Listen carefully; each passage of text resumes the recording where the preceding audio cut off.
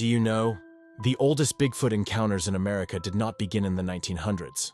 They began long before the United States existed, when indigenous tribes of the Pacific Northwest described a massive, hair-covered being called Saskets, a watcher of the forests that appeared only when humans crossed too deep into its territory.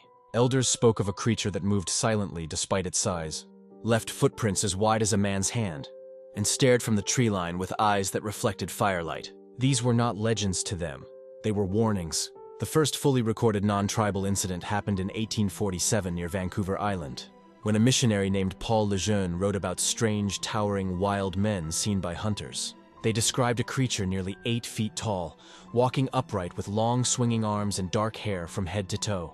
Hunters claimed it followed them for hours, staying just out of sight, its heavy footsteps echoing through the cedar forest. At night, they heard its whistle, sharp, two-toned calls that answered their campfire voices. None dared to chase it. By the 1850s, newspapers in British Columbia and Washington Territory printed reports of mountain giants that left enormous human-like tracks near mining routes. Prospectors in Harrison Lake described finding trees ripped from the ground, broken at the base as if twisted by a giant hand. Local Stow-Low people insisted it was Saskets guarding the mountains. Settlers ignored the warning. Then came the most important early incident, the 1884 Jacko case. A newspaper in New Westminster reported that railway workers near Yale had captured a strange creature on the tracks. A muscular, hair-covered, human-shaped figure about 4 feet tall, with long arms, ape-like strength, and deep brown hair. They named him Jacko. He resisted with incredible force, and witnesses said his eyes looked too human for an animal.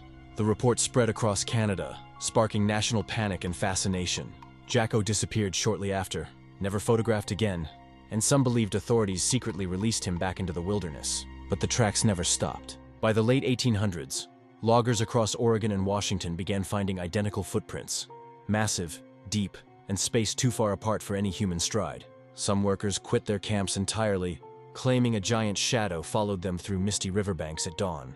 These early accounts, decades before the name Bigfoot, created the foundation of the creature Americans know today. Long before cameras, hoaxes, or modern hunters, the Pacific Northwest had already documented something enormous, silent and ancient living beyond the tree line. And for those early witnesses, Bigfoot was not a myth. It was a neighbor in the dark. Now go watch another Spooky Earth video, if you dare.